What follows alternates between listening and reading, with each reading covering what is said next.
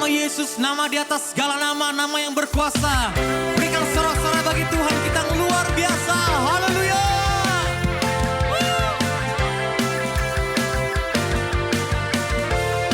Nyanyikan bersama, Tuhanku. Tuhanku maha besar, Tuhanku maha kuasa, Raja segala raja. Takkan tergoyahkan, dia takkan tergoyahkan, dia takkan terkalah, dia hidup dan berkuasa. Di atas kepala kita bersama-sama, serukan namanya, Yesus Tuhan Raja. Segala kuasa tunduk dalam namanya. Dia luar biasa, perkasa mulia. Yesus nama di atas segala nama. Haleluya.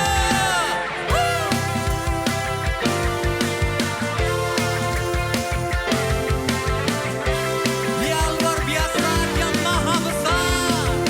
Katakan bersama, Tuhanku maha besar, Tuhanku maha kuasa, Raja segala raja. Oh, dia takkan terkalahkan, dia hidup dan berkuasa. Serukan namanya, Yesus Tuhan Raja. Segala kuasa tunduk dalam namanya. Dia luar biasa, perkasa. Yesus nama di atas segala nama. Haleluya.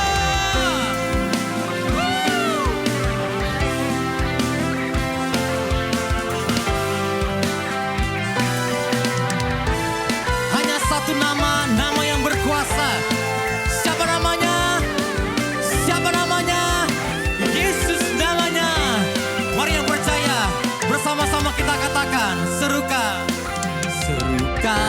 namanya, Yesus Tuhan Raja segala kan tunduk di dalam namanya. Ya luar biasa. Amin. Perkasa mulia, Yesus nama di atas segala nama. Come on. Kan namanya, Yesus Tuhan Raja. Segala kuasa tunduk dalam namanya. Haleluya. Yang luar biasa, perkasa mulia, Yesus nama di atas segala. Hanya nama Yesus di atas segala nama. Nama di atas segala. Hanya nama Yesus. Yesus nama di atas segala nama. Haleluya.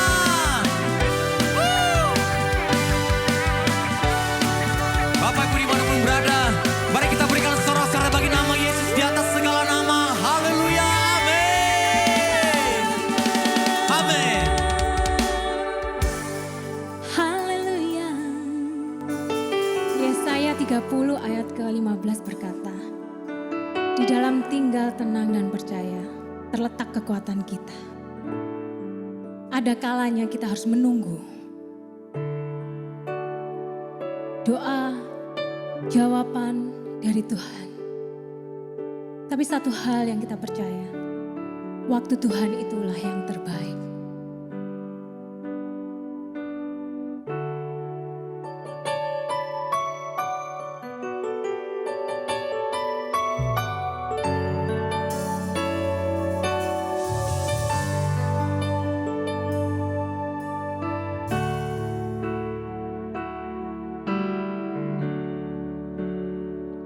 Bila kau izinkan sesuatu terjadi, ku percaya semua untuk kebaikanku.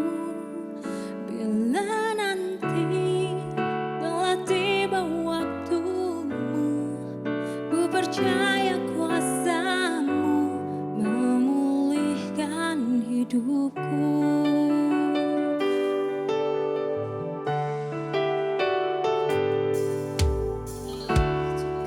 Sesuatu terjadi. Ku percaya semua untuk kebaikanku.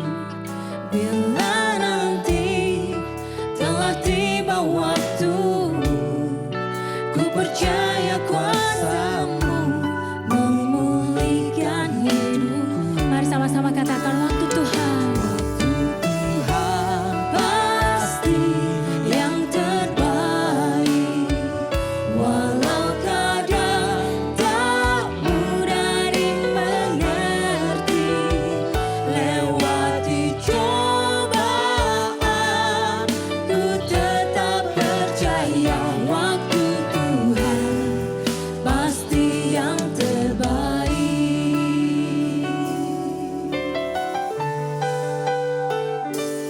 Tak kau izinkan sesuatu terjadi.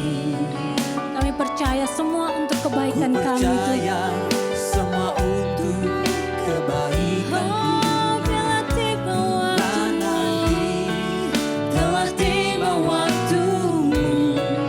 Ku percaya kuasa-Mu memulihkan hidupku. Waktu Tuhan yang terbaik, Tuhan pasti yang terbaik, walau kadang tak mudah dimengerti. Lewati cobaan, ku tetap percaya waktu Tuhan pasti yang terbaik. Mari kita sama-sama belajar untuk bersabar. Karena waktunya Tuhan itu pasti yang terbaik. Yes, Lord Jesus. Terima kasih Tuhan, terima kasih ya Bapak.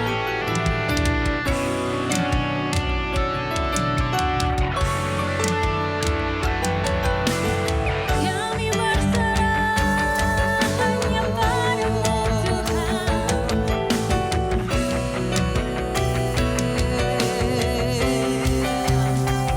waktu Tuhan pasti yang terbaik, walau kadang tak mudah Melewati cobaan, lewati cobaan. mari kita tetap percaya. Ku tetap percaya waktu Tuhan pasti yang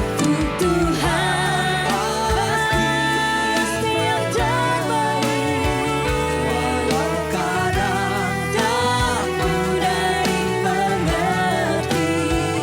Lewati cobaan, ku tetap percaya waktu Tuhan pasti yang terbaik.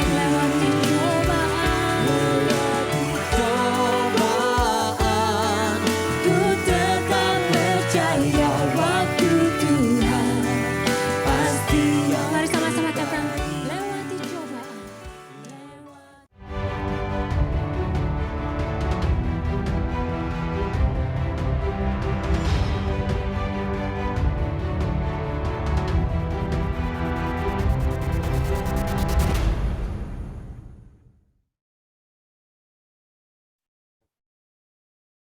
Baik, puji Tuhan. Shalom Bapak Ibu sekalian yang diberkati Tuhan. Selamat hari Minggu ya Bapak Ibu. Selamat datang di dalam edisi kelima dari Zoominar MDC Family Ministry di tahun 2022, tanggal 29 Mei hari ini. Ya, judul webinar kita, Zoominar kita pada sore hari ini adalah Making Generation of Change. Ya, dan bersama-sama dengan kita ada Bapak Hakim Andriono PhD dan Ibu Ami Widiatmi SPD MM. Ya, oke, saya percaya Ibu akan sangat diberkati sore hari ini, dan doa kami supaya Bapak Ibu juga bisa bersama-sama dengan kami untuk belajar bersama. Bapak Ibu silahkan untuk kalau ada sharing atau mungkin sesuatu yang mungkin mau ditanyakan, kita akan bahas bersama-sama. Silakan Bapak Ibu untuk mengisinya di kolom chat gitu ya. Atau mungkin kalau ini sifatnya anonymous, ada satu case tertentu yang memang harus sifatnya private, Bapak Ibu bisa langsung DM ke saya ya, itu ada di tempat saya, ada nama saya Wenas Bapak Ibu, jadi Bapak Ibu bisa langsung DM ke saya dengan Pak ini anonymous gitu ya untuk pertanyaannya. Oke, kami akan bahas bersama-sama nanti di sesi Q&A ya. Oke, saya menyapa Bapak Ibu yang ada di Surabaya, yang ada di Jakarta, yang ada di Bandung, di Jawa Tengah juga ini saya lihat beberapa.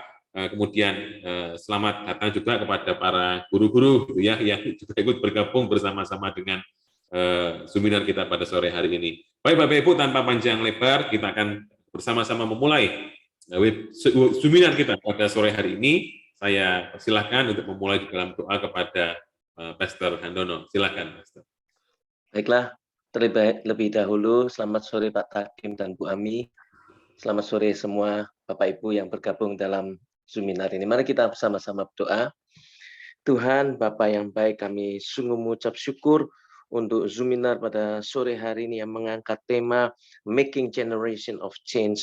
Doa kami, Tuhan, kiranya Engkau senantiasa memakai, mengurapi kami sebagai orang tua, untuk kami boleh mengawal kehidupan anak-anak kami menjadi generation yang membawa perubahan baik bagi sekitarnya. Sebab itu Tuhan, terus equip, perlengkapi kami agar kami boleh dipakai menjadi teladan panutan bagi anak-anak untuk memenuhi divine calling dalam kehidupan mereka. Berkati Tuhan Pak Takim dan Bu Ami sebagai narasumber untuk memaparkan satu pesan khusus pada sore hari, memberikan kepada kami pengertian yang benar dalam kami menuntun, mengantarkan kehidupan anak-anak kami tepat sesuai apa yang Tuhan mau dalam kehidupan mereka. Terima kasih, berkati setiap peserta dimanapun mereka berada, berkati pula semua peralatan dan bahkan jaringan internet yang kami pakai. Terima kasih Tuhan, terpuji namamu, dalam nama Yesus kami naikkan doa kami. Mari semua bersama-sama katakan amin, amin. God bless you, Tuhan.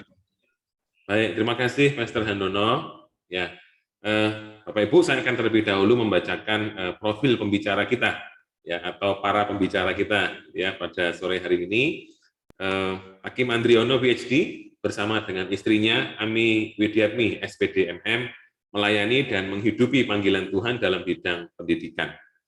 Pak Hakim mengembangkan kontribusinya sampai ke seluruh penjuru Indonesia, sehingga menjangkau pulau-pulau yang sulit mendapatkan akses pendidikan.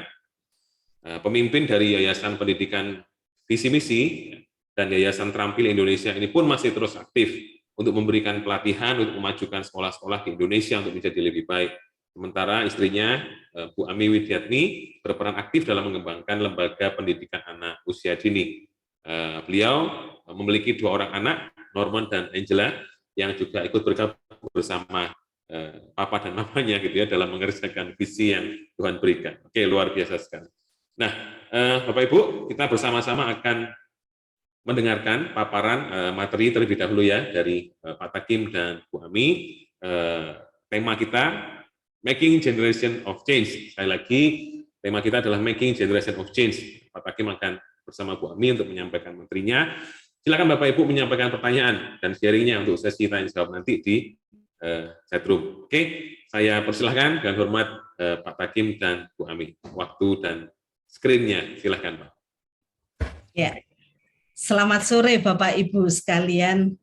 Terima kasih untuk Pak Wenas dan juga untuk semua pengurus dari MDC Family Ministry ini yang memberi kepercayaan kepada kami berdua, Pak Takim dan saya, untuk bersama-sama pada sore hari ini. Ya, kami berdua juga masih terus belajar, ya, bukan dalam arti wah sudah semuanya sudah oke, ya, tapi kami juga bersama-sama terus bergumul dan kami juga masih memerlukan untuk dukungan dan juga kami bersama-sama terus belajar. Sore ini senang sekali bahwa kita boleh diberi kesempatan untuk bersama-sama belajar. Saya atau kami juga akan belajar dari Bapak Ibu saudara sekalian ya, melalui sharing-sharing nanti mungkin kita bisa saling mengisi dan juga tentunya kita pasti juga saling belajar dan kita bersama-sama mau bertumbuh ya. Nah, tema kita pada sore hari ini kita ingin untuk membahas bagaimana caranya untuk mempersiapkan sebenarnya ya generasi yang mampu mewujudkan perubahan ya. Dan mampu mewujudkan perubahan ini tentunya bukan atas kemauan saya sendiri, kemauan orang tua, kemauan kami, bukan. Tetapi mewujudkan perubahan tentunya yang sesuai dengan kehendak Tuhan. Ya. Nah, satu ayat yang mendasari kita, yang kita baca dari Maleakhi 2 ayat 15. Saya akan bacakan ya, dan ini ada di layar ya. Bukankah Allah yang esa menjadikan mereka daging dan roh? Dan apakah yang dikehendaki kesatuan itu? Keturunan ilahi. Jadi jagalah dirimu dan janganlah orang tidak setia terhadap istri dari masa mudanya. Nah, satu ayat ini, konteks ayat ini sebenarnya ada kemarahan dari Tuhan kepada bangsa Israel. Karena apa? Karena mereka menceraikan istri dan juga nikah dengan wanita yang tidak kenal akan Tuhan. Padahal Tuhan mengingatkan dan Tuhan menginginkan tujuan pernikahan itu adalah kudus. Dan untuk apa? Menghasilkan keturunan ilahi. Dan di dalam pernikahan kudus itu menghasilkan pernikahan sebenarnya yang diisi hanya oleh kasih Kristus sendiri. Dan Allah sangat merindukan untuk benar-benar adanya keturunan ilahi itu. Menghasilkan keturunan ilahi ini berarti mengajak kita semua umat Tuhan supaya setiap keluarga itu hidup di dalam kebenaran. Ketika hidup di dalam kebenaran dan selalu memuliakan Tuhan, dan supaya bisa menjadi berkat bagi bangsa, bagi keluarga sendiri, dan bagi gereja, dan bagi seluruh dunia ini. Dan generasi yang mengenal Tuhan dan yang melakukan akan kehendak Tuhan, itu keturunan ilahi. Dan untuk itu, sebenarnya keturunan ilahi itu dimulai karena ada apa? Satu benih dari Allah. Nah, ini yang dikatakan apakah yang digendaki? Yang digendaki kesatuan itu, ya, dari kesatuan ilahi ini. Ya. Dan dengan adanya kesatuan dari Tuhan, kesatuan daging dan roh yang dari Tuhan itu menghasilkan anak-anak yang kudus, anak-anak yang taat. Dan disinilah dirindukan adanya kebangkitan atau bangkitnya generasi yang ilahi. Dan kalau kita mau melihat kenyataan yang kita hadapi sekarang ini, realitanya, ya, kalau kita lihat di nomor 1 itu, bahwa ada anak-anak yang merasa tertekan. Ya. Saat ini ada generasi yang tertindas, generasi yang mementingkan diri sendiri, yang juga memberontak. Ya. Dan padahal diinginkannya adanya satu generasi yang membawa satu perubahan. Dan kita melihat yang di nomor 3 itu, kita sebenarnya masuk di dalam sejarah Allah. Ya. Dan Tuhan yang sudah menciptakan, adanya penciptaan, kemudian manusia jatuh di dalam dosa, kemudian diselamatkan, dan setelah diselamatkan itu ada hidup barunya ini. Ya. Diambil, diangkat, hidup baru. Dan ini yang diinginkan sebenarnya, bahwa kita semua umat Tuhan itu ikut terlibat atau ambil bagian di dalam rencana Allah ini. Jadi ikut mengisi di dalam sejarah Allah ini. Nah, kok anak-anak ini banyak yang mendapatkan, masih ada banyak yang mendapatkan kekerasan secara fisik, ya, atau mungkin orang tua yang berkata-katanya dengan kasar atau yang menekan, ya, atau dengan ancaman, ya.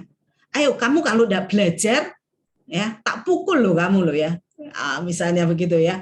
Dan kemudian juga ada yang merasa tertekan karena masalah ekonomi sosial, ya.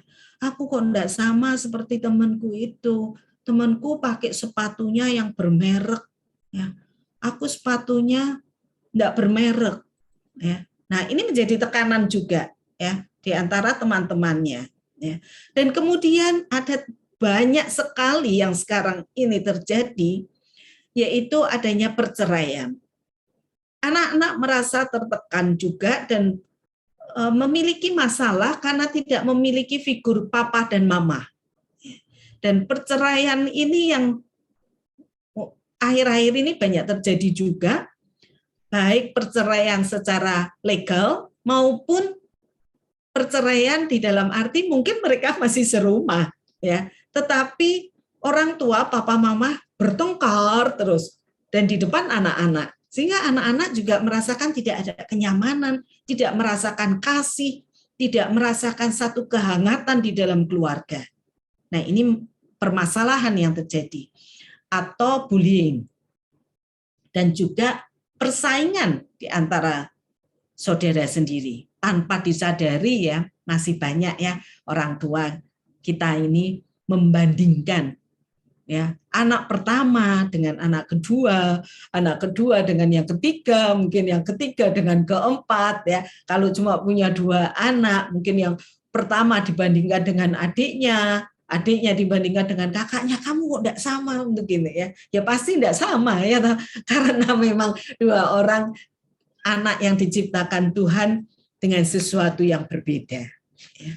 Nah, kita lihat atau baca dari 2 Timotius 3 ayat 1-5. Ini yang menjadi tantangan atau prihatin kita.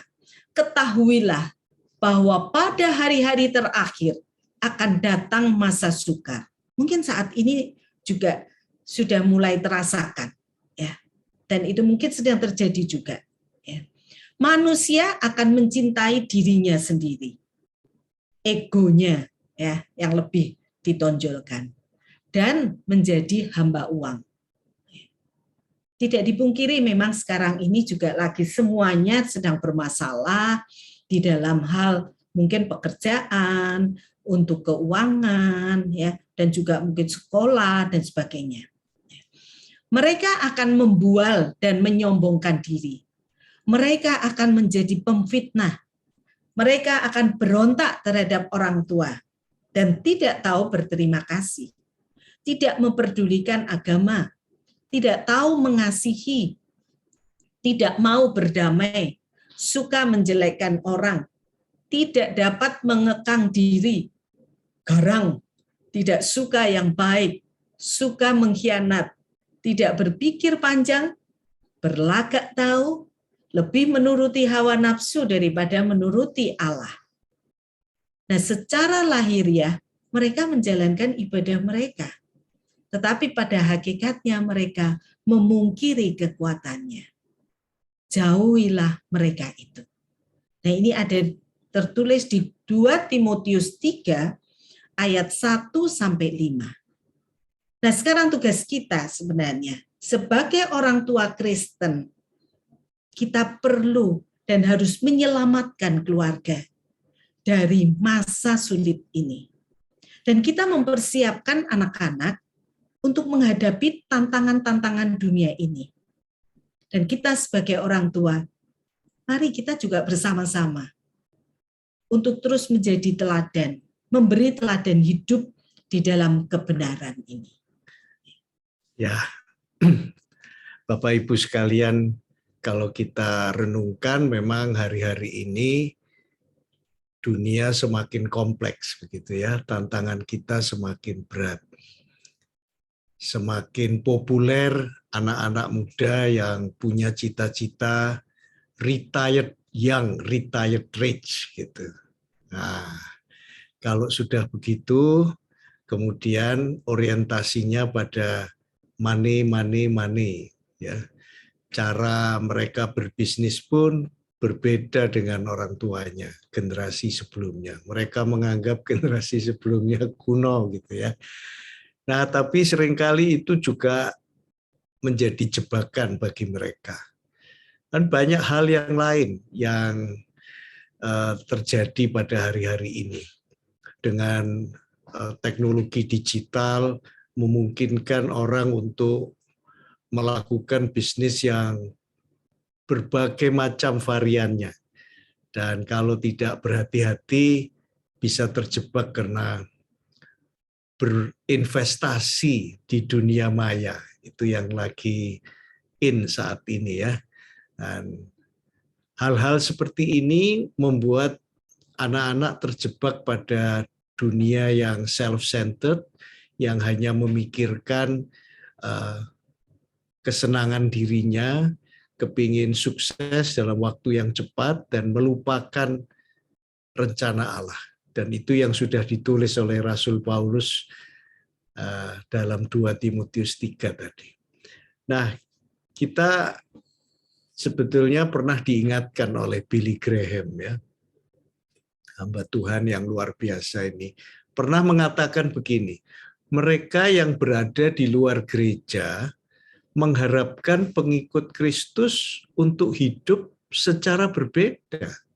Namun saat ini banyak orang di gereja yang mengejar dunia, bukan untuk memenangkan mereka, tetapi untuk menjadi seperti mereka.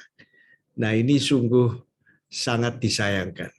Kalau kita sebagai orang tua terjebak, tidak disadari barangkali, lalu anak-anak kita masuk dalam golongan 1 dan 2 tadi. Golongan 1 itu yang merasa victimized, ya, merasa jadi korban, merasa ditindas, merasa tertekan, ya entah karena kondisi orang tuanya, keluarganya, macam-macam, termasuk juga di sekolah bisa begitu, ya. Nah, lalu juga bisa terjebak di yang kedua, yaitu dunia yang sangat self-centered tadi. Sudah tidak menghiraukan, tidak takut akan Allah lagi, begitu ya. Dan kita menghadapi itu semua dengan LGBT dan lain-lain. Nah, kalau anak-anak kita terjebak di 1 dan 2, maka tentu kita tidak bisa berharap mereka berada pada generasi yang mampu melakukan perubahan seperti yang dikehendaki oleh Tuhan. Rasul Paulus dalam suratnya pada jemaat di Roma, pasal 12 ayat 1 dan 2, itu mengatakan begini, mengingatkan kita semua. Karena itu saudara-saudara, demi kemurahan Allah, aku menasihatkan kamu, supaya kamu mempersembahkan tubuhmu sebagai persembahan yang hidup, yang kudus, dan yang berkenan kepada Allah. Itu adalah ibadahmu yang sejati. Ini kontras dengan 2 Timotius 3 ayat 1-5 tadi pada bagian akhir di ayat 5 itu Rasul Paulus mengingatkan, ada orang yang masih beribadah, tapi ibadah mereka bukan ibadah sejati. Mereka tidak mempersembahkan dirinya sebagai persembahan yang hidup. Ya, tidak mungkin Tuhan bisa pakai, begitu kan? Dan dalam ayat kedua, Rasul Paulus mengingatkan kita semua, janganlah kamu menjadi serupa dengan dunia ini, tetapi berubahlah oleh pembaruan budimu, sehingga kamu dapat membedakan manakah kehendak Allah, apa yang baik, yang berkenan kepada Allah, dan yang sempurna. Sebetulnya Tuhan tidak membiarkan kita sendirian, yatim piatu gitu ya. Kita baru saja memperingati kenaikan Tuhan Yesus Kristus, dan diingatkan sebelum Tuhan Yesus naik ke surga, dia menjanjikan penghibur, menjanjikan Roh Kudus yang selalu menyertai kita. Sebetulnya Roh Kudus sudah siap membantu kita. Jadi kalau Rasul Paulus mengingatkan, kamu jangan serupa loh dengan dunia ini, itu karena memang kita sebetulnya dimampukan dengan pertolongan Roh Kudus, hanya masalahnya mau atau tidak gitu ya. Nah, kalau kita tidak melakukan ini sebagai orang tua, juga nanti kita didik anak-anak kita seperti ini, maka tidak mungkin kita bisa melihat generation of change, generasi yang dipakai Tuhan untuk melakukan perubahan. Lah dirinya aja sama seperti dunia, gitu kan? Nah dunia menawarkan gitu ya, istilahnya kalau bahasa Jawanya ngiming-ngimingi gitu. Banyak hal yang sangat menarik, yang sangat bergelimang dengan segala harta, kemewahan dan lain-lain. Yang sebetulnya ya tidak semuanya itu perlu gitu, bahkan hampir banyak yang tidak perlu. Nah, itulah sebabnya maka kembali Rasul Paulus dalam suratnya pada jemaat di Efesus, Efesus pasal 2 ayat 10 itu menulis begini. Karena kita ini buatan Allah, diciptakan dalam Kristus Yesus untuk melakukan pekerjaan baik yang dipersiapkan Allah sebelumnya. Ia mau supaya kita hidup di dalamnya. Jadi sebetulnya keturunan ilahi tadi, setiap kita dan anak-anak kita itu sudah disiapkan Tuhan purpose of life. Nah, seringkali kita itu terlalu sibuk dengan berbagai hal. Ya, kalau pakai istilah sehari-hari barangkali banyak pekerjaan, banyak project, banyak actions gitu ya, bahkan banyak pelayanan. Tapi kita lupa untuk ngecek kita punya misi loh yang Tuhan berikan, ada calling loh sebetulnya. Dan itu tidak sempat lagi gitu ya. Karena dunia bergerak begitu cepat, menawarkan begitu banyak. Nah, itulah sebabnya pekerjaan baik itu jadi luput gitu ya. Nah, di dalam Efesus 4 ayat 12 Rasul Paulus juga mengingatkan Tuhan itu menyiapkan banyak termasuk pengajar-pengajar. Nah, orang tua itu adalah guru utama dan guru pertama bagi anak-anak. Dan tugasnya adalah untuk memperlengkapi orang-orang kudus, orang-orang yang dikhususkan termasuk anak-anak kita, yaitu keturunan ilahi tadi, bagi pekerjaan pelayanan, bagi pembangunan tubuh Kristus. Itulah our purpose of life, termasuk untuk anak-anak kita. Nah, sekarang kita masuk ke sini kembali ya Ibu Bapak sekalian. Jadi tugas kita harus memeriksa, mungkinkah kita berada, anak-anak kita berada di yang pertama ini. Ya, kalau kita berada di yang pertama, maka kita perlu cek gitu ya. Nah, tadi sudah dijelaskan. Membanding-bandingkan saja itu bisa membuat anak tertekan. Dan contoh-contoh dalam Alkitab cukup banyak ya, yang terjadi pada Esau dan Yakub gitu kan. Nah, itu kan siblings ya, dua bersaudara. Tapi jelas ditulis dalam Alkitab ada pilih kasih. Nah, hal-hal seperti ini membuat tidak disadari kita membuat anak-anak kita berada pada posisi ini, feel powerless, victimized, and oppressed. Dan ketahuilah banyak anak-anak seperti itu, bahkan itu masih terbawa ketika mereka dewasa. Ya, jadi rivalry itu istilahnya ya, persaingan antar saudara itu cukup banyak kan. Sampai bertengkar, sampai orang tuanya udah nggak ada, mereka juga masih ribut gitu. Nah, kemudian kalau yang kedua tadi, yang dunia yang sangat self-centered dengan berbagai tawaran dunia, ini semua pola-pola yang ada di dunia. Ya, memang kami sengaja menggambarkannya pada bidang datar ini ya.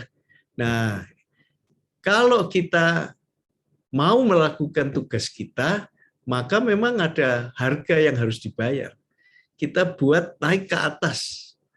Kita tahu kalau belajar dulu naik ke atas itu ya naik tangga itu ada usaha gitu ya. Kita keluarkan tenaga itu. Ya memang itu kita harus berjuang. Kita harus mawas diri dan kita cek gitu ya. Kita harus berangkat mengajak anak-anak kita. Nah, dalam mendidik itu selalu ada nature and nurture. Anak-anak itu secara alami punya karakteristik masing-masing. Tapi Tuhan bisa pakai. Ada anak yang sangat aktif, ya, model-model kolerik begitu. Ada yang sangat kalem, ya macam-macam. Tapi sekali lagi Tuhan bisa pakai. Nah, tugas kita sebagai orang tua itu adalah bagian nurture-nya ini. Bagaimana kita pelihara mereka, besarkan mereka, kita didik mereka. Nah, bersyukur kita nggak sendiri gitu kan. Roh Kudus akan menuntun kita. Roma 8 ayat 14. Jadi, kalau kita sudah tahu seperti ini, maka sekarang rahasia yang lebih dalam lagi, ya, kita perlu juga belajar dari para pakar begitu ya. Kalau kita baca Amsal 22 ayat 6, itu memang tugas kita. Didiklah orang muda menurut jalan yang patut baginya. Maka pada masa tuanya pun ia tidak akan menyimpang dari jalan itu. Yes, betul. Tapi masalahnya jalan yang patut itu menurut kami ada dua hal. Yang pertama konten, message-nya, pesannya itu jelas, kebenaran firman Tuhan. Yes, ya. Memang itu harus diteruskan dari generasi ke generasi. Tapi approach-nya, pendekatannya seperti apa? Ini kadang kita yang kemudian bertanya-tanya, loh kami sudah sharingkan, kami sudah ajarkan kebenaran firman gitu kan. Nah, tapi ada separuh masih belum, yaitu approach-nya ya. Nah, di dalam kitab Ulangan kita bisa baca ada pesan untuk mendidik anak-anak, tapi caranya macam-macam loh. Ketika engkau berbaring, ketika engkau macam-macam gitu kan. Nah, dari situ kita tahu bahwa approach itu juga penting. Nah, William Glasser, ini seorang psikolog dan pendidik yang sudah menggeluti dunia pendidikan lebih dari 40 tahun, itu menemukan sebuah teori yang namanya choice theory. Dan dalam teori itu dibahas setiap orang itu punya kebutuhan dasar. Ini memang mirip dengan Maslow gitu ya, tapi beda.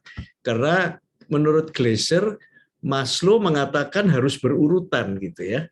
Tapi sebetulnya manusia tidak selalu demikian. Nah, itulah sebabnya Glasser ini mengatakan ada 5 hal. Ya, semua kita, orang tua dan anak-anak juga punya. Yang pertama itu adalah kebutuhan untuk bertahan hidup, untuk merasa aman, merasa nyaman gitu. Yang kedua, to connect ya. Jadi ini bicara soal relationship. Semua anak itu mesti punya relasi yang baik dengan orang tuanya. Nah, nanti kemudian dengan teman-temannya, dengan lingkungannya di sekolah, di masyarakat begitu kan. Yang ketiga, to achieve power and competence. Jadi tiap anak punya kebutuhan, ya, kalau nggak dipenuhi nangis dia. Nah, kalau kita salah didik, wah, bisa tantrum dan sebagainya gitu kan. Tapi itu semua secara alami memang diberikan gitu ya. Karena dari situ muncul need of achievement, keinginan untuk berprestasi, keinginan untuk berjuang. Tapi juga to be free and autonomous, kepingin bebas, kepingin mandiri.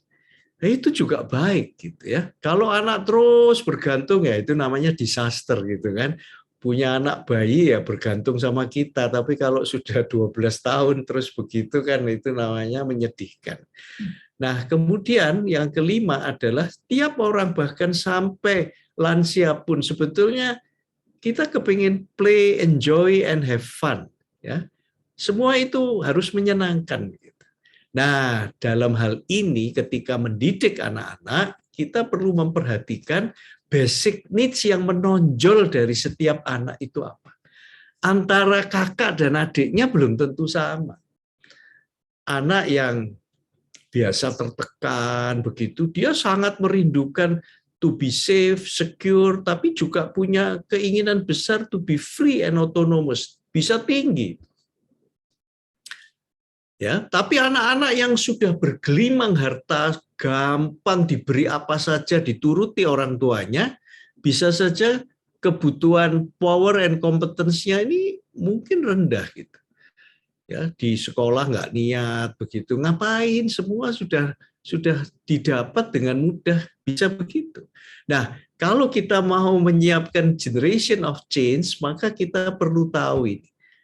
Konten message-nya jelas, kebenaran firman, tapi approach-nya kita harus memperhatikan kebutuhan dasar anak-anak kita.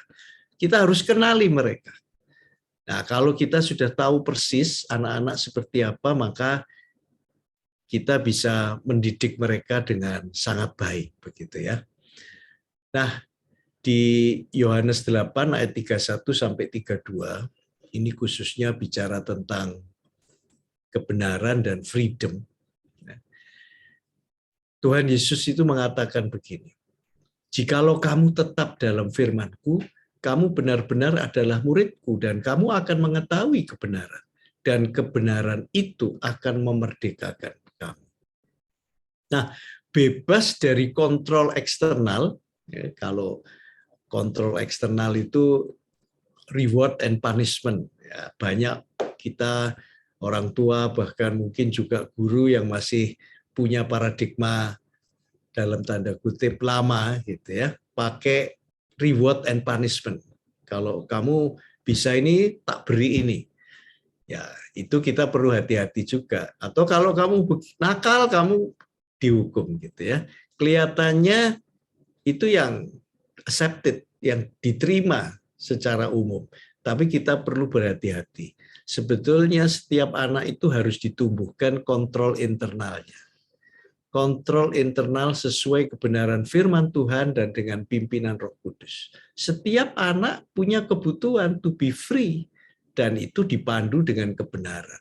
Kalau kita terus pakai reward and punishment, anak kita nggak pernah dewasa. Anak kita juga tidak akan, nanti dia akan begitu di dalam kehidupan. Ya gampang sekali, oh ya ini selesaikan dengan cara begini, pokoknya ada reward, ada apa begitu ya, masuk ke korupsi itu mudah gitu ya. Jadi kita nggak akan mungkin menyiapkan generation of change gitu ya.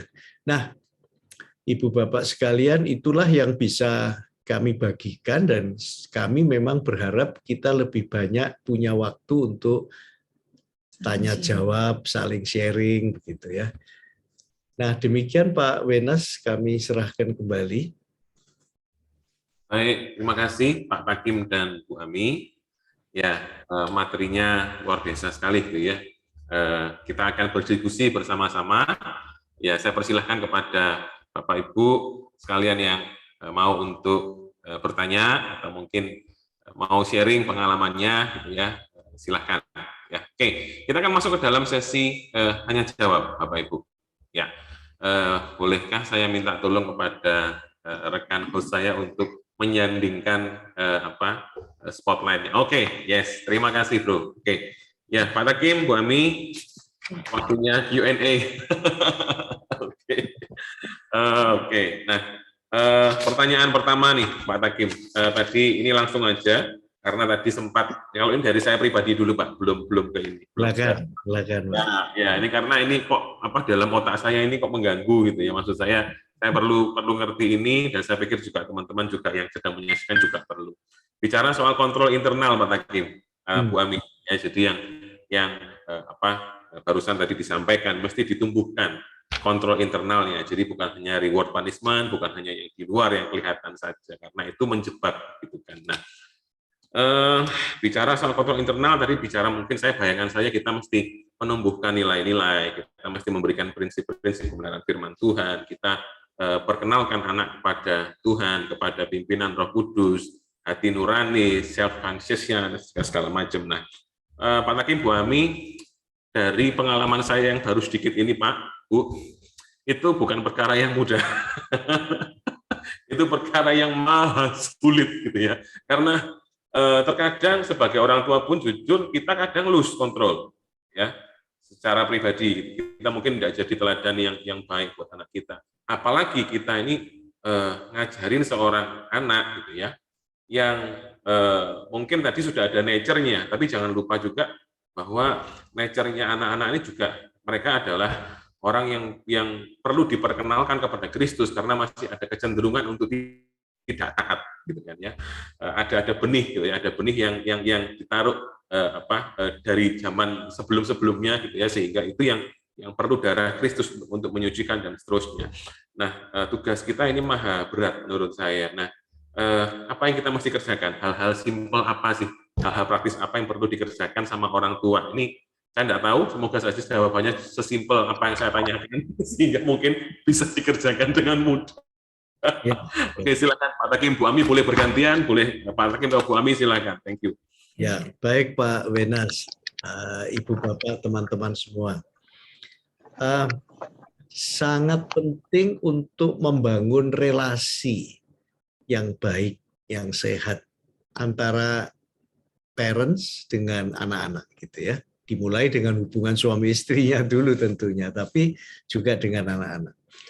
Nah, relasi yang baik itu yang membawa mereka kemudian melihat kita punya relasi yang baik dengan Tuhan gitu. Nah, itu nanti mereka akan mengikuti seperti Rasul Paulus itu ya, mengatakan tirulah saya gitu kan, tapi tirulah itu bukan berurutan seperti itu. Rasul Paulus di atas kita, enggak, seperti segitiga itu. Jadi Rasul Paulus mengatakan, saya tuh menuju ke sana loh, lah kamu juga gitu ya, ngajaknya begitu. Nah, di dalam berelasi itu penting sekali juga menyediakan bagi mereka lingkungan yang aman dan cukup nyaman begitu ya. Jadi kalau orang tuanya suasananya itu suasana gampang menyalahkan gitu. Ini anak-anak itu butuh ruang untuk berbuat salah, tapi juga butuh kesempatan memperbaiki. Itu yang disebut kontrol internal itu. Membangun kontrol internal itu begitu. Kalau anak itu tidak pernah berbuat salah, jangan-jangan dia memang takut berbuat apa-apa gitu ya. Nah, jadi peragu, takut disalahkan, gampang menyalahkan orang lain, itu ciri-cirinya.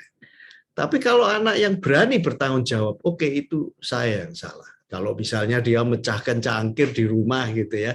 Nah, itu kan pengalaman yang luar biasa. Orang tuanya bagaimana? Ada yang spontan marah gitu loh. Tapi ya nyesel setelah itu. Tapi itu kan sudah membuat kaget gitu ya. Waduh, aku sudah membuat papaku atau mamaku marah, itu fase yang paling disayangi mamaku itu kan. Nah, kalau tidak pernah diberi ruang untuk berbuat salah dan memperbaiki, ya kontrol internalnya nggak ada. Jadi dia selalu takut gitu ya. Nah, jadi relasi, kemudian lingkungan yang cukup aman untuk dia belajar, dan jangan lupa anak itu memang butuh freedom loh. Ya, jadi butuh, ya kalau dikekang terus semua ditentukan, akhirnya ya jangan heran kalau dia apa-apa, ya papa bagaimana lah, terserah papa lah, terserah mama lah gitu ya. Kita kan nggak mau anak-anak begitu. Ya, kita tidak sempurna. Dan satu lagi adalah kejujuran. Jadi maksudnya dalam berelasi, kalau kita yang berbuat salah bagaimana? Ya, jangan kita pretend to be perfect parents gitu loh. Ya nggak apa-apa, alami saja kita ngomong, sorry ya, papa tadi sebetulnya nggak perlu marah gitu. Dan anak-anak itu bisa memaafkan dan juga bisa memberi nasihat loh.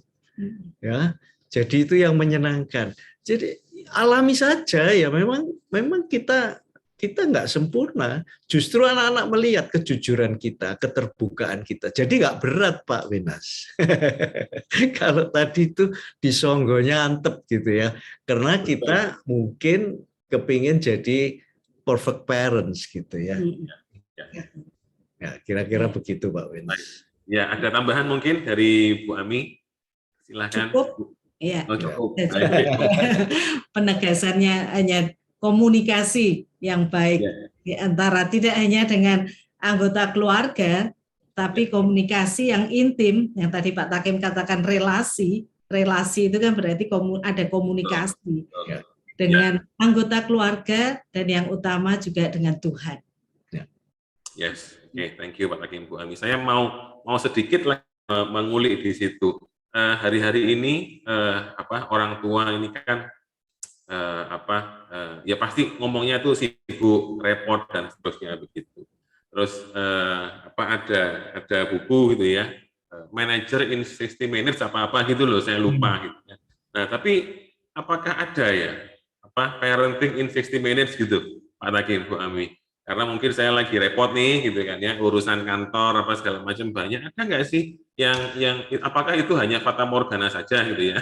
Maksudnya 60 minutes parenting itu hanya fata morgana saja atau memang itu bisa dikerjakan dengan kan kita sibuk, kita pelayanan, kita kegiatan, kita bekerja, kita konselingin orang, misalkan kalau papanya ini seorang hamba Tuhan gitu, misalkan gitu, seorang konselor dan seterusnya, atau seorang guru. Gimana mungkin pendapatnya Pak Takim, Bu Ami? Silakan. Ya, saya coba mulai jawab gitu ya. Nggak 60 minute loh Pak, bukunya itu ada yang menawarkan 1 minute manager Pak. Semakin pendek kan semakin menarik, semakin laris bukunya ya. Tapi saya belum pernah lihat ada orang yang berani nulis 1 minute parents gitu ya, atau parents. Itu namanya terlalu berani kalau ngomong begitu.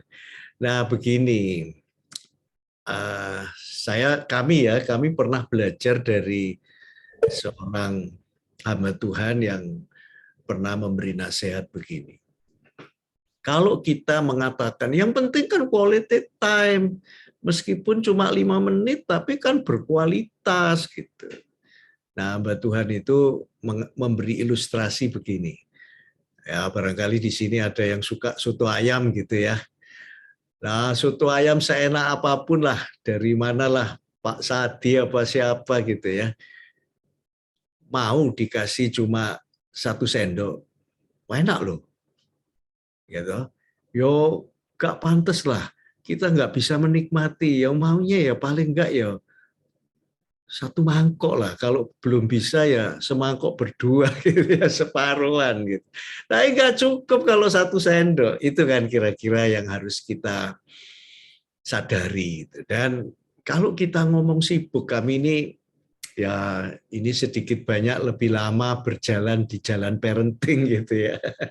Saya pernah mengalami masa-masa itu sibuk banget gitu ya, sampai anak saya bersurat gitu ya. Suratnya sampai saya masih simpan gitu. Ya kalau saya tunjuki ya ketawa-ketawa ya. Saya diminta berjanji memberi jaminan gitu. Nggak tahu umur berapa dia baru bisa nulis gitu. Nah, kalau dipikir ya, direnungkan, Tuhan itu bisa pelihara kita kok. Ya, burung di udara aja dia pelihara. Ya memang kita nggak bermalas-malasan, tapi kita juga perlu tanya pada Tuhan, Tuhan perlukah saya melakukan ini semua sampai saya mengorbankan keluarga, mengorbankan anak-anak gitu ya, itu yang harus digumulkan. Kami tidak berani memberi resep ya, tiap orang di hadapan Tuhan bisa beda-beda Pak, masa ke masanya. Saya mengakui dulu istri saya sudah memutuskan full time mom gitu ya, tapi saya yang lebih banyak di luar, kadang rodo gak karu-karuan gitu ya, sampai pada saat-saat Tuhan ingatkan gitu. Ya tadi Pak, pakai rumus soto itu, iya ya bener ya gak cukup lah, anak itu ya butuh pengen main, pengen apa itu kan. Nah kira-kira kalau dibalik, misalnya Tuhan sibuk banget gitu ya, saat kita mau curhat, mau apa nah aku sibuk. Ya rodo, ya bukan rodo ya, nelongso Pak. Kira-kira begitu ya. Ya gitu ya. Iya. Ya. Dan juga tahu untuk apa, kita semua orang tua untuk bisa benar-benar mengenal kebutuhan, butuh kasih ya, kasih untuk anak-anak. Anak-anak ini kita kan tahu 5 bahasa kasihnya. Ya, nah itu yang perlu kita tahu benar-benar 5 bahasa kasih dari anak itu dalam bentuk apa. Ya. Begitu. Dan itu yang perlu kita sebagai orang tua untuk memenuhinya. Ya. Ya, mesti ditemukan dulu dan kemudian ya sebagai Ya, 5 bahasa kasihnya kalau apa. anaknya butuh time ya wis Pak. Ya. betul. Ya. Kalau dia enggak terlalu untuk waktu bersama tapi dia cuma dapat hadiah itu sudah Beda. beda sekali. Atau cuma kata-kata penegasan. Ya. Ya kan? Mungkin kita sesibuk apapun, kemudian kita cuma ngasih message, ada kata-kata penguatan untuk anak, entah lewat WA, untuk apa, hanya ditulis di kertas, taruh di mejanya, itu sudah senang sekali ya. Mungkin cukup. Ya. Oke, ya, thank you Pak Hakim, Bu Ami. Mungkin ada yang sharing juga boleh loh dari ya betul. Ya, silahkan nih Bapak Ibu sekalian. pengalaman mereka. Ya. Oke, kita ke salah satu pertanyaan yang anonymous. Ini jadi ada pertanyaan anonim. Jadi ini kan kita kan lagi ngajarin anak untuk mandiri, gitu ya, untuk hidup. Nah, tetapi yang terjadi itu seringkali anaknya pemimpin, ya, anaknya gembala, ya, anaknya pendeta atau pemuka agama atau mungkin guru, gitu ya. Papanya, mamanya keren-keren, ya. Tetapi justru anaknya yang masuk ke golongan 1 atau golongan yang kedua, gitu ya. Nah, itu yang seringkali terjadi, gitu ya. Saya mengingat seorang gembala sidang di Amerika. Kalau yang di Indonesia kan ini Pak, jadi tidak enak. Saya pakai yang aman aja. Pakai yang di Amerika, gitu ya. Ada seorang hamba Tuhan yang jemaatnya puluhan ribu, tetapi akhirnya dan dia juga sudah memperhatikan anaknya menurut saya, ya. Cuman anaknya akhirnya commit suicide, gitu kan, karena depresi, gitu. Nah, ada realitanya begitu, ya. Saya nggak tahu ini case-nya yang di Amerika itu spesifiknya seperti apa, tetapi ada banyak case-case di mana orang tuanya keren, gitu ya, pengajar, guru, dosen, dan seterusnya. Tetapi justru anak-anaknya menjadi anak-anak yang rebel, gitu. Anak yang masuk golongan 1 atau golongan yang kedua ini. Gitu. Nah, ini sebenarnya apa yang terjadi? Mungkin case-nya pasti sangat khusus, tapi dari pengalaman Pak Hakim, Bu Ami, kira-kira kenapa bisa seperti ini dan mungkin bagaimana supaya teman-teman, gitu ya, termasuk mungkin saya sendiri juga bisa jangan sampai hal itu terjadi dalam kehidupan kita bersama. Gitu. Ya. Silahkan Pak Hakim, Bu Ami. Pak Wenas dan teman-teman semua. Kalau kita memperhatikan dan belajar dari Tuhan Yesus Kristus gitu ya, sebagai ketika Tuhan Yesus punya murid gitu ya. Murid Tuhan Yesus pada akhirnya kan banyak gitu ya, tapi Tuhan Yesus punya murid yang inti gitu. Bahkan inti ada yang lebih akrab dengan Tuhan Yesus ada kan. Nah, jadi circle-nya itu ada inner circle, ada outer circle begitu. Nah, seringkali kita itu lupa bahwa anak-anak yang dititipkan pada kita itu, yang keturunan ilahi tadi, itu sebetulnya inner circle. Itu kalau pemuritan itu murid utama kita gitu. Kenapa? Ya dengan itu kita berelasi dengan sangat dekat, bersama-sama, hidup bareng, itu kan yang terjadi dengan murid-murid Tuhan Yesus. Ada yang banyak yang ya tidak bersama Tuhan Yesus selalu gitu kan. Nah, kalau kita lihat bagaimana Tuhan memperlakukan mereka, yang inner circle itu kadang Tuhan ajak, yuk kita menyendiri gitu kan, terus dia ngomongi apa gitu kan. Nah, itu yang kadang dilupakan karena tugas yang luar biasa itu, sehingga seolah-olah fokusnya itu pada outer circle itu, sehingga inner circle-nya tidak diperhatikan.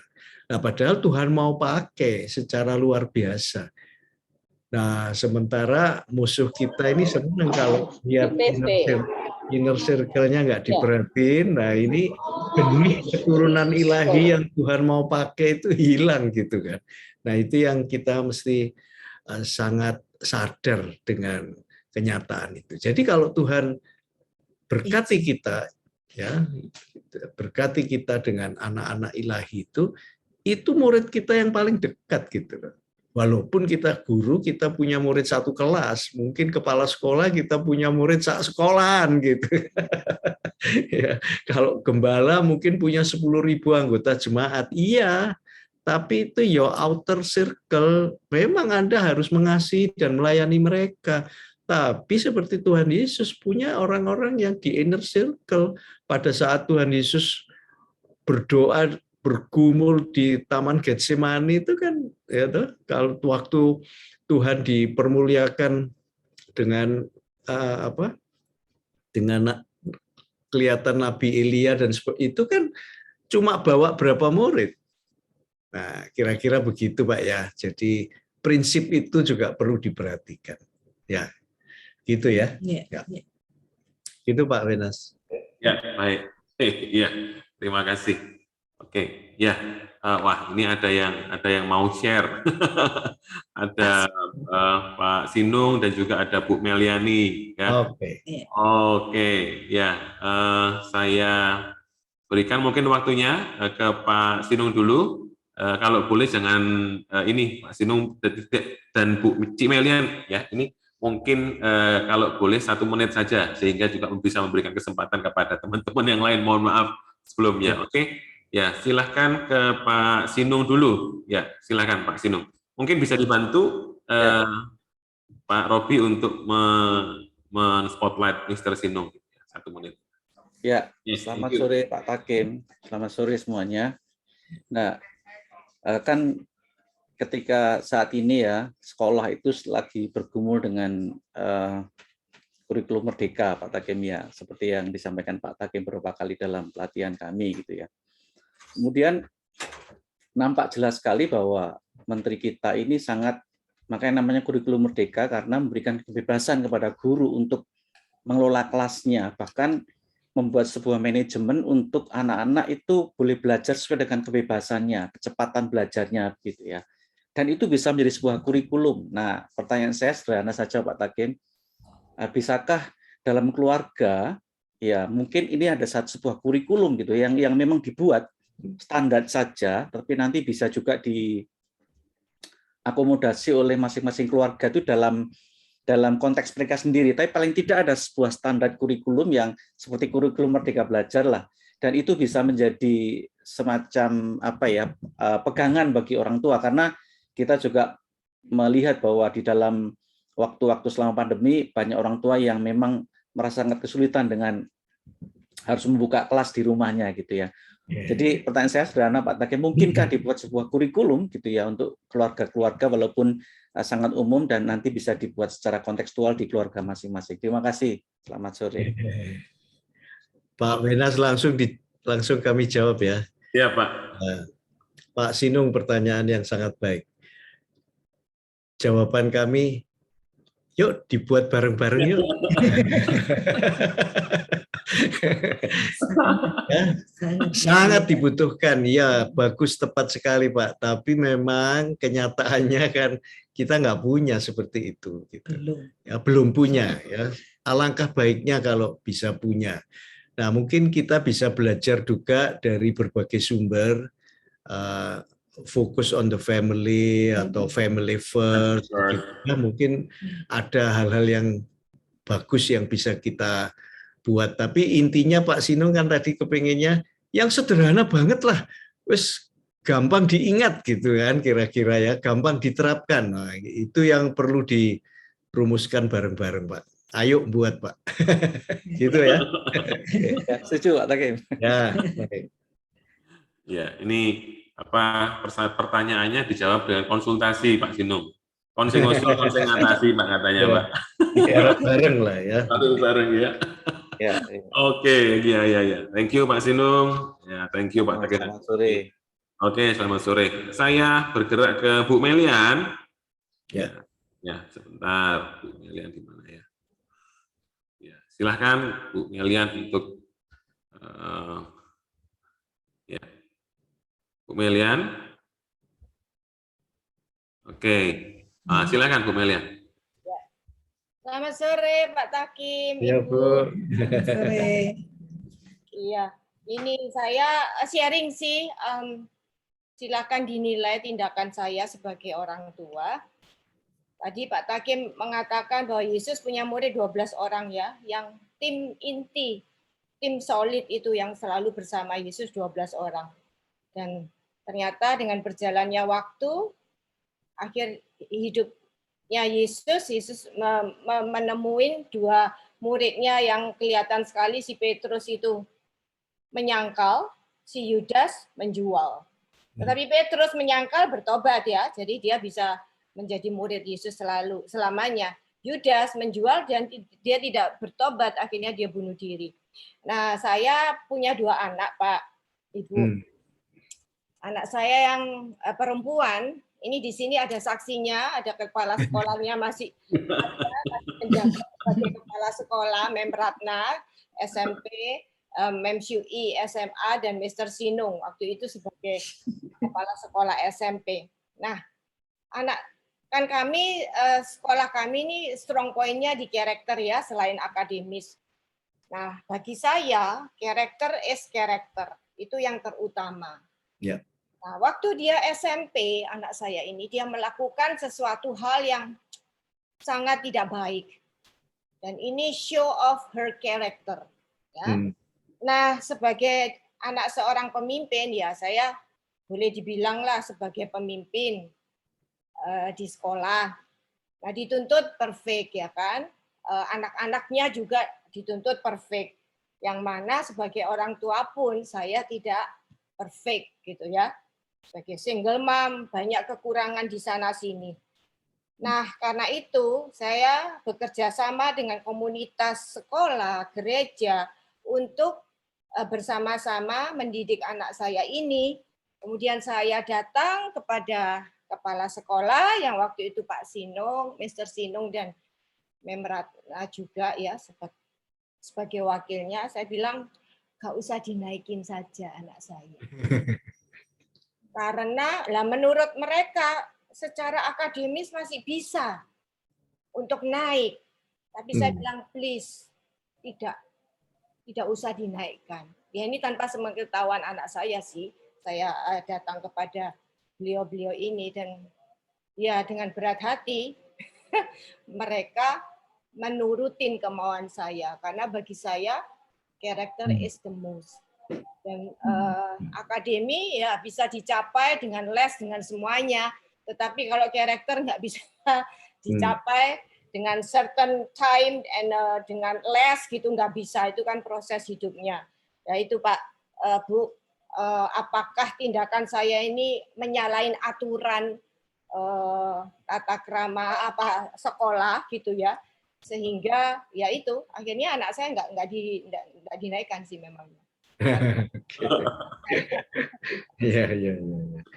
Ya, bagi saya konsekuensi lah sebagai orang tua apapun, mau pemimpin, mau apa, ya berani nanggung resiko gitu loh. Masa depan kebaikan anak saya. Dan puji Tuhan, anak saya ya dengan demikian itu pelajaran dan dia ya belajar. Tapi buah-buahnya sudah kelihatan tuh Bu sekarang Bu. Nampak sangat Pak. Ya, baik. Oke. Ya, thank you Bu Melian. Ya, ini saya permisi remove dulu ya spotlightnya. Oke, ini agak mohon maaf nih Bu Melian agak aneh ya menurut saya. Biasanya kan orang tua anaknya mau nggak dinaikkan kelas, orang tuanya yang wah gitu kan minta supaya dinaikkan gitu kan supaya nanti jenjangnya bisa. Ini malah orang tuanya Pak Takim yang minta jangan dinaikkan gitu, karena memang pertimbangannya beliau kalau strong point-nya sekolah MDC itu betul-betul di karakter gitu ya, beyond any means of teknologi, akademik, itu karakter. Ini orang tua yang memang kepengen visinya sekolah ini dikerjain, anaknya minta nggak dinaikkan. Ini ya ada buah-buah yang mungkin bisa dituai sekarang. Cuman mungkin dari sisi Pak Takim dan Bu Ami kira-kira seperti apa? Silakan. Ya ini menarik sekali ya. Ya. Jadi termasuk orang tua yang rare, dalam arti sangat Betul. jarang gitu ya. Betul. Yang banyak itu justru kepengen dinaikkan. bukan justru jangan dinaikkan gitu, tapi sebaliknya itu yang umum ya, yang banyak. Jadi Bu Melian tadi itu luar biasa. Nah, tapi saya yakin bahwa Pak Sinung, Bu Ratna tentu sebagai leaders dari sekolah ya tidak sembarang ngikuti permintaan dari Bu Melian kan. Pasti begitu kan. Saya yakin lah ya Pak Bisa Sinung ditanya, dan ya bisa ditanya langsung. Ini ada orang-orangnya Pak, dua-duanya. nanti boleh ngomong Pak Sinung. Saya yakin begitulah. Gak mungkin terus karena takut terus ya wis gak mungkin lah, penuh pertimbangan, betul lah Pak Sinung ya. Ya, jadi memang pada waktu itu yang kami bicarakan, kami rundingkan dengan Bu Melian adalah bahwa salah satu dari sisi sekolah tentu saja kami punya paradigm bahwa orang tua atau sekolah itu partner dari orang tua. Jadi seperti juga misalnya di SMA itu ketika mereka penjurusan itu juga mereka memanggil orang tua memang untuk semuanya ini untuk benefit dari putra-putri mereka sebetulnya. Dan sehingga inilah yang prinsip yang kami pakai, Pak Takim dan semua Bapak Ibu saudara sekalian semuanya di sore ini di Zoom. Keputusan itu memang dibuat untuk mewujudkan sebuah kerjasama orang tua dan sekolah, sehingga memang sekolah menunjukkan data, harus ya sekolah menunjukkan data. Dan kalau tadi dikatakan oleh Bu Melian, ya seharusnya secara akademik memang dia bisa gitu ya. Tetapi sekali lagi ada satu prinsip yang kami pegang di dalam sekolah ketika kami juga memberitahukan pada orang tua di awal tahun ajaran bahwa salah satu paradigm kami adalah sekolah menempatkan orang tua sebagai pendidik, bahkan pendidik utama dan yang pertama tadi seperti yang Pak Takim sampaikan. Jadi seperti itu yang terjadi pada waktu kami berunding dengan Bu Melian. Terima kasih. Ya. Terima kasih Pak Sinung. Jadi jelas gitu kan bahwa Pak Sinung dan Bu Ratna punya prinsip. Tetapi yang menarik adalah Bu Meliani bahwa ketika anak itu tidak naik, itu juga satu tugas berat untuk bagi orang tua ya, dan juga dari pihak sekolah.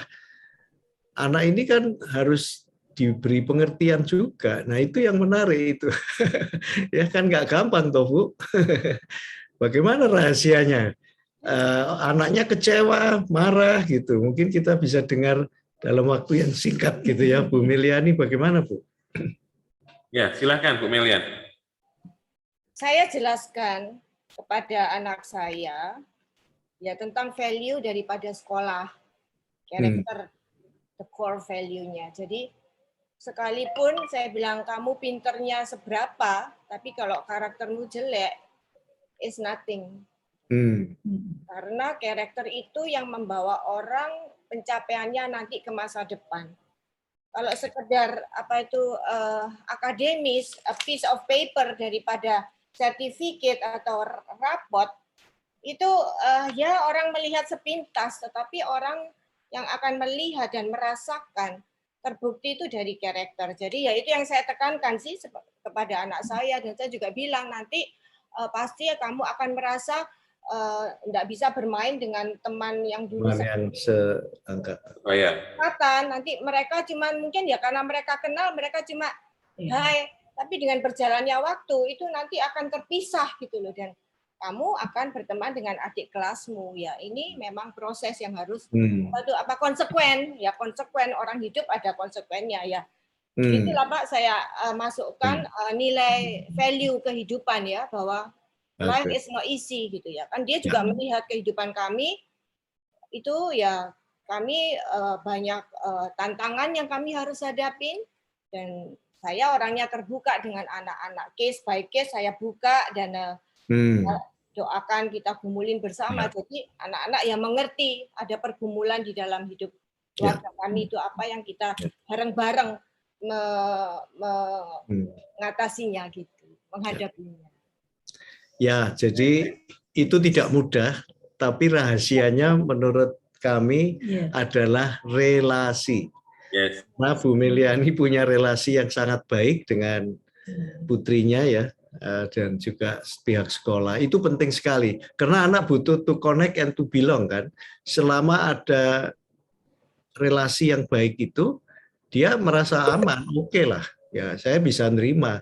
Tapi kalau connect and belongnya itu enggak terjadi, wah guncang itu. Ya, jadi itu rahasianya menurut kami ya.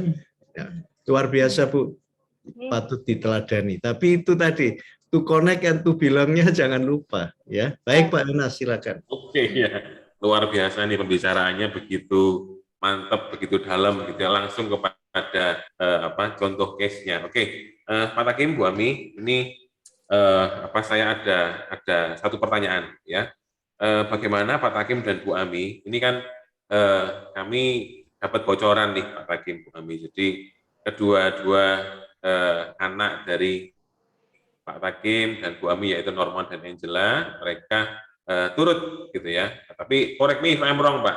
Turut bergabung di dalam yayasan, turut bergabung di dalam apa yang Bapak Ibu sedang kerjakan di dunia pendidikan, kan? Nah, ini menurut saya kok satu hal yang tidak mudah, ya. Sekali lagi satu hal yang tidak mudah, satu hal yang istimewa bahkan, karena jangankan ke dunia pendidikan, Pak Takim, Bu Ami. Jadi ada banyak sekali orang tua yang bisnisnya gede gitu ya, lalu kemudian anaknya ke luar negeri, ke Amerika dan tempat-tempat yang lain, Australia, tapi nggak mau pulang karena mereka lebih nyaman hidup di sana. I have my own potential, I have my own mission, I have my own life, gitu kan. Saya punya masa depan sendiri. Itu kan masa depannya papa mama, itu bukan masa depannya saya. Gitu. So,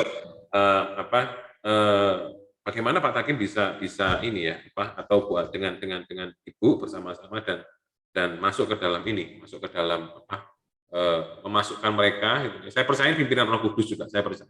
Ya. Tapi tentunya ada hal yang mungkin dan Ibu kerjakan gitu, dalam kehidupan anak-anak yang dipimpin oleh Roh Kudus sehingga hal ini bisa terjadi. Begitu. Silakan Pak Takim. Ya. Ya, nanti bisa dicek saya sama istri sama apa enggak jawabannya. Nah, begini Pak Wenas, Ibu Bapak semua. Sebetulnya kami tidak pernah memaksakan mereka, tidak pernah mengarahkan mereka juga. Ya, kami sadar betul they have their own lives itu ya. Yeah. Kita selalu mengatakan begitu. Jadi terserah kamulah, Tuhan pimpin kamu kemana gitu. Jadi kami tidak pernah memaksakan, walaupun mereka ya tahu gitu kan. Mereka tahu karena ya sehari-hari mereka kadang bantu dan sebagainya. Tapi sama sekali kami tidak pernah memaksakan. Ada saat-saat ya khususnya anak saya yang pertama itu kan karena laki-laki ya, barangkali dia sangat kebutuhan untuk feel free and autonomous, to be autonomous itu tinggi gitu. Jadi dia ngomong ya, dia pengen ini, pengen itu begitu kan. Ya nggak apa-apa ya, kami as far as that's God's will gitu kan, yang kamu sudah tekuni itu misi dan panggilanmu, nggak apa-apa gitu. Nah, jadi nanti yang perempuan biar Bu Ami yang cerita, yang laki itu ya tidak sepenuhnya mengikuti apa yang saya sedang lakukan, karena ya dia punya cita-cita sendiri, dia punya dengan talenta yang Tuhan berikan. Tapi saya bersyukur bahwa dia masih punya perhatian, punya hati untuk pendidikan, untuk melayani. Ya, artinya itu terjadi, itu yang paling penting gitu. Nah, dia punya hati, misalnya saya tuh kepingin bantu orang-orang yang UMKM itu, gitu ya. Ya, it's okay. Tapi di samping itu dia bantu juga untuk guru-guru, untuk kepala sekolah dengan teknologinya, dia willing to help gitu. Nah, itu ya kami bersyukur gitu. Tapi tidak berarti bahwa kamu harus itu, enggak, kami enggak pernah melakukan seperti itu. It's your own choice lah. Ya, Tuhan arahkan kemana, enggak masalah. Mungkin yang satunya Bu Ami yang cerita. Kalau yang kedua sih juga mengalir, ya. Kita Ya. seperti yang Pak Wenas katakan, itu satu pekerjaan Roh Kudus, benar memangnya, ya. Dan kami ya merasa bersyukur kalau anak-anak juga bisa ikut ambil bagian di dalam pelayanan bersama, atau mereka juga menentukan pelayanan sendiri untuk itu. Saya rasa memang seperti yang Pak Takim katakan juga, tidak ada satu yang harus ikut, harus begini, harus begitu, enggak ya. Tapi ya kita sama-sama melibatkan mereka dalam setiap kegiatan, dalam setiap pelayanan di gereja juga, dan ya melibatkan mereka lah untuk itu ya. Dan juga kita yang utama juga memang itu benar-benar pekerjaan Tuhan, kita harus mendoakan ya anak-anak itu. Jadi itu enggak ada yang bisa kita hindari, karena di luar kita enggak tahu benar apa yang akan terjadi atau bagaimana mereka. Itu semua kan ada dalam rencana Tuhan juga. Ya, saya selalu ingat juga yang kisahnya Ayub. Ya, Ayub itu selalu juga mendoakan untuk anak-anaknya ya. Minta ampun untuk anak-anaknya, mungkin kalau hari ini melakukan hal-hal yang di luar kehendak Tuhan gitu ya. Nah, itu yang perlu kita lakukan juga ya. Kita minta ampun untuk Tuhan, dan kita juga mendoakan mereka dalam keadaan atau situasi apapun dan dimanapun, ya kita harus mendoakan. Apalagi mungkin kalau kita banyak di rumah juga yang tahu akan setiap harinya untuk itu ya memang mengalir aja deh. Sesuai dengan ya kegiatan-kegiatan apa yang ada untuk itu. Ya, baik. Jadi mau nambahkan. Dan jangan lupa bukan hanya mendoakan tapi juga mengajak berdoa bersama. Ya. Jadi saat itu saling sharing kan. Oh, jadi ada kebutuhan ini loh. Aku bisa melakukan ini diginikan aja bisa ini gitu. Kira-kira begitu, Pak ya. Ya. Diajak diskusi bareng seperti Ibu Milia tadi ya. Ya ngomong semuanya ada. Sulitan, sukacita atau apa bareng-bareng. Ya. Aku enggak mau loh diperlakukan gini. Itu anak-anak juga ngomong. Ya. Sama juga, mama maunya gimana, papa maunya diapakan gitu. Nah, itu harus ada cerita. Ya, jangan lupa itu beban buat anak-anak juga. Oh, nanti papaku kayak gitu. Misalnya nih, bapaknya kepala sekolah gitu kan. Beban buat anaknya ya Pak Sinung ya. Kan bisa begitu, tapi kita santai aja lah. Dia biar jadi dirinya sendiri gitu ya. Jati dirinya harus ditumbuhkan. Gitu Pak. Wah, oke. Wah, luar biasa. Ini benar-benar tandemnya Pak Takim sama Bu Ami ini luar biasa. Thank you Pak Takim, thank you Bu Ami. Pak Takim, Bu Ami. Ya, satu pertanyaan lagi. Setelah itu nanti kita akan minta last conclusion dari Pak Takim dan Bu Ami. Tapi sebelum last conclusion-nya, kita ada satu info dan news terlebih dahulu. Cuma sebelum itu kita ada satu pertanyaan lagi nih Pak Takim, Bu Ami. Apa yang membedakan gitu ya? Ini kan Pak Takim, Bu Ami kan sudah begitu lama di dunia pendidikan. Apa yang membedakan 10 tahun yang lalu dan saat ini untuk kita ini sebagai orang tua gitu ya? Tentunya maksud saya begini Pak Takim, Bu Ami. Tentunya kan hari-hari ini kita dibombardir dengan kalau kita sebagai papa mama tidak relate, tidak connect dengan anak-anak, maka dengan segera dunia itu sudah di genggaman mereka lewat gadget dan mereka akan sangat relate kepada itu. Itu yang mungkin membedakan salah satunya menurut saya. Nah, tapi kalau dari Pak Takim dan Bu Ami, kira-kira yang membuat kita itu berbeda itu apa? Lalu kemudian bagaimana strateginya agar tetap generation of change ini bisa kita kerjakan di tantangan yang berbeda dan tidak mudah ini. Silakan Pak Takim. Ini pertanyaan yang tidak mudah dijawab ya, karena seperti ini ada dua fokus. Yang pertama, kalau bicara 10 tahun yang lalu dengan sekarang, ya jelas Pak, perubahan itu terjadi luar biasa. Generasinya gitu kan? Beda ya, memang Dulu nggak ada orang cerita metaverse, terus apa begitu-begitu kan. Bitcoin, yang apa macam-macam. LGBT juga semakin marak ya. Nah, tetapi 10 tahun itu anak-anak juga bertumbuh, masalahnya begitu, Pak.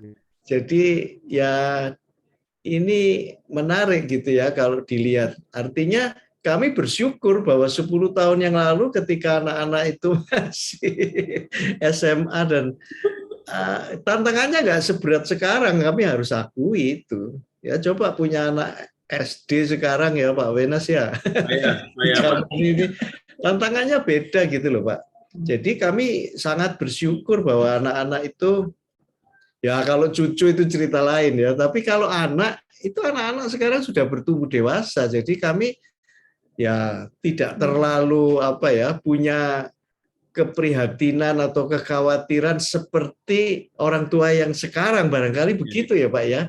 Nah itu kami syukuri. Jadi artinya kami juga ketika sharing seperti ini itu kami guyonan mengatakan saja nih kita ini valid apa enggak ya ngomongnya. Kita ceritanya kan past experience gitu kan. Tapi ya ini yang kami bisa bagikan. Tapi yang jelas bahwa Anda sedang menghadapi tantangan yang lebih berat. Itu jelas, tapi jangan lupa Tuhan kita itu Tuhan yang dahsyat gitu kan, tidak pernah meninggalkan kita. Jadi jangan khawatir soal itu. Nah, jadi kembali kalau ditanya soal itu, kami tidak bisa memberi resep cespleng begitu ya. Tapi yang jelas kita harus bergantung penuh pada Tuhan. Tuhan sudah menjanjikan itu keturunan ilahi, itu punyaku, ya udah.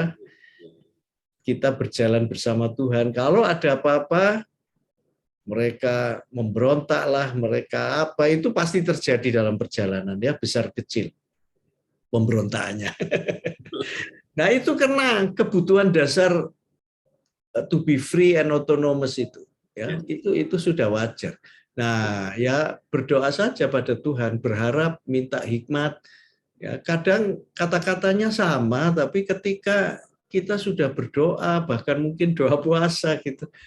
Tiba-tiba anak-anak itu bisa bilang, iya aku sadar sekarang ya itu nggak bisa begini-begini. Loh, siapa yang punya kuasa untuk itu? Jadi tadi itu ya, kuasa Tuhan. Kalau kita berjalan bersama Tuhan, itu kekuatan kita. Intinya.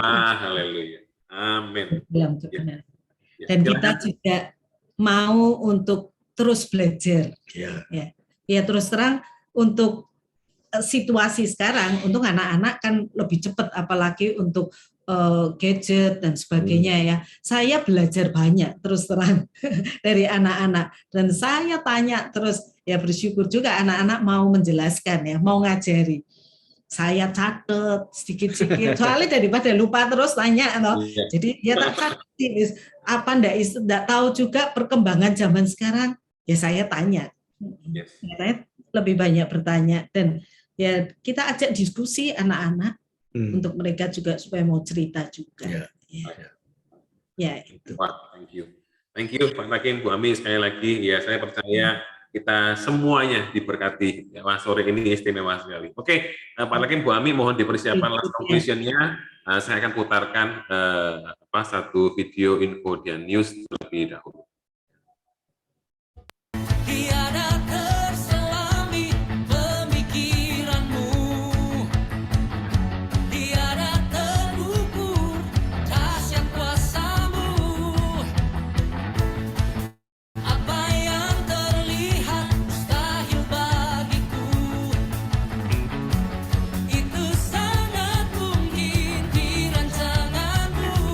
Bagiku, kaulah tiada bandingnya.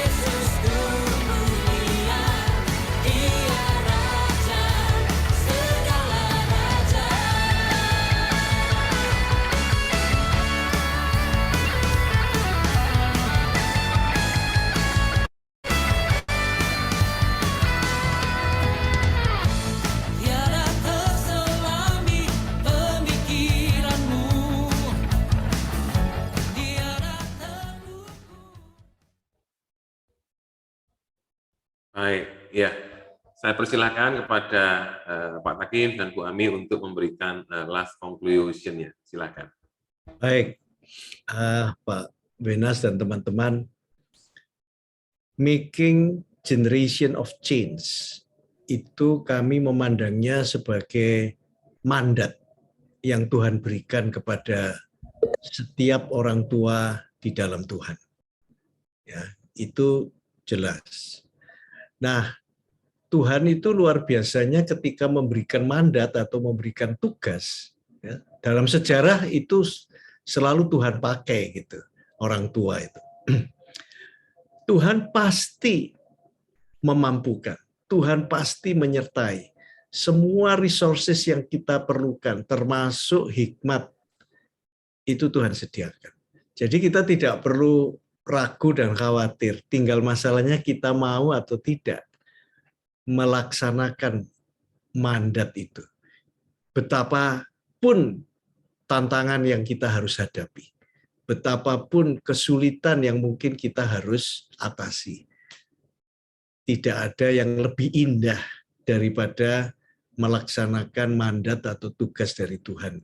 Yang terutama kalau kita dikaruniai anak-anak ini ya, orang-orang kudus ya, anak-anak yang dikhususkan Tuhan untuk sebuah rencana yang kita nggak tahu. Besar kecil pekerjaan yang akan mereka lakukan, tapi kita berharap mereka melakukannya dengan kasih yang besar.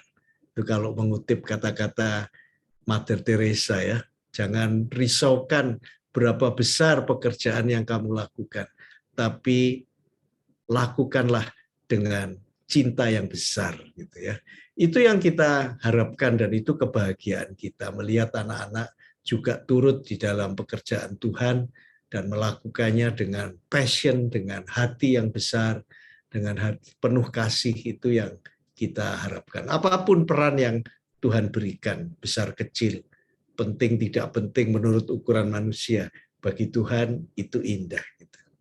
Ya, Soli Deo Gloria. Ya, begitu Pak Wenas. Terima kasih teman-teman. Baik, ya terima kasih Pak Takim, Bu Ami, ya. Sama-sama. Ya. Oke, kita Bapak Ibu kita akan mengakhiri seminar kita pada sore hari ini, ya. Terima kasih juga buat Bapak Ibu yang sudah ikut bergabung dan ikut meramaikan. Tadi ada Pak Sinu, ada Bu Melian, ya teman-teman juga ada yang memberikan pertanyaan dan sharingnya lewat chat room, ya. Baik, kita akan bersama-sama menutup seminar kita. Saya persilahkan kepada Pastor Handono untuk menutupnya, mohon maaf, kepada Pastor Arthur Siagian untuk menutup di dalam doa. Silahkan Pak Arthur. Sekali terima kasih Pak Takim dan Ibu Ami untuk kebersediaannya berbagi bersama dengan kami semua ya. Kiranya Tuhan yang memberkati ya Pak Takim, Ibu Ami, anak-anak, cucu, dan pelayanan ya Tuhan sudah percayakan. Bapak Ibu, saya sangat percaya bahwa saya sangat meyakini gitu ya bahwa Roh Kudus itu menjadi hal yang penting gitu ya, supaya apa yang kita dengar pada sore hari ini itu boleh disingkapkan ya, supaya kita semuanya memiliki kesadaran betapa berharganya hidup anak-anak kita dan betapa bernilainya panggilan Tuhan atas hidup setiap mereka gitu. Jadi mari kita kembali bergantung kepada Roh Kudus sepenuhnya. Sebenarnya saya ingin mengingatkan bahwa Zoominar kita kita akan ketemu lagi di bulan Juli, Bapak Ibu. Jadi kita akan bertemu kembali dalam Zoominar Family Ministry MDC Surabaya itu di bulan Juli. Jadi mesti ingat ya, jadi bukannya N tapi L ya, Juli. Jadi 2 bulan ke depan kita akan ketemu lagi dalam Zoominar MDC Family Ministry, MDC Surabaya, dan kemudian juga saya ingin kembali mengajak Bapak Ibu untuk bisa join dalam Instagram Live MDC Family Ministry di setiap minggunya pukul 6 dan pukul 4 sore Bapak Ibu, pukul 4 sore sampai pukul 5 sore di setiap hari Minggu. Itu saja mungkin yang saya ingin sampaikan. Sebagai terima kasih Pak Takim dan Ibu Ami. Dan terima kasih juga untuk Bapak Ibu semuanya yang sudah join dalam Zoominar MDC Family Ministry pada sore hari ini. Mari kita satu hati, mari kita berdoa bersama-sama. Roh Kudus, biarlah kiranya Engkau menyingkapkan bagi kami rahasia dan kebenaran daripada kebenaran firman-Mu yang telah kami dengar pada sore hari ini. Buatlah kami kembali menyadari ya Tuhan betapa berharganya ya Tuhan panggilan-Mu bagi kami para orang tua, ya Tuhan, untuk menyiapkan anak-anak kami, menuntun mereka, ya Tuhan, untuk dapat menemukan panggilan Tuhan dalam hidup mereka masing-masing. Kami sadar ya Tuhan, tidak mudah, kami sadar ada banyak tantangan yang harus kami hadapi sebagai orang tua ya Tuhan, oleh karena perkembangan zaman ya Tuhan pada hari ini. Tapi kami mau belajar ya Tuhan untuk tetap menaruh percaya kami kepadamu, tetap bersandar kepadamu, karena kami percaya Tuhan bahwa Tuhan akan selalu ada untuk menolong kami. Roh Kudus akan selalu ada untuk memampukan kami untuk menjadi orang tua yang berkenan di hadapan-Mu, yang dapat Engkau pakai ya Tuhan untuk menjadi alat ya Tuhan untuk menuntun putra-putri kami ya Tuhan untuk menemukan panggilan-Mu dalam hidup mereka. Terima kasih ya Bapak. Berdoa juga untuk setiap anak-anak yang Tuhan sudah percayakan dalam hidup kami, entah yang masih balita maupun yang sudah menikah sekalipun ya Tuhan. Kami bawa mereka semua dalam tangan Tuhan.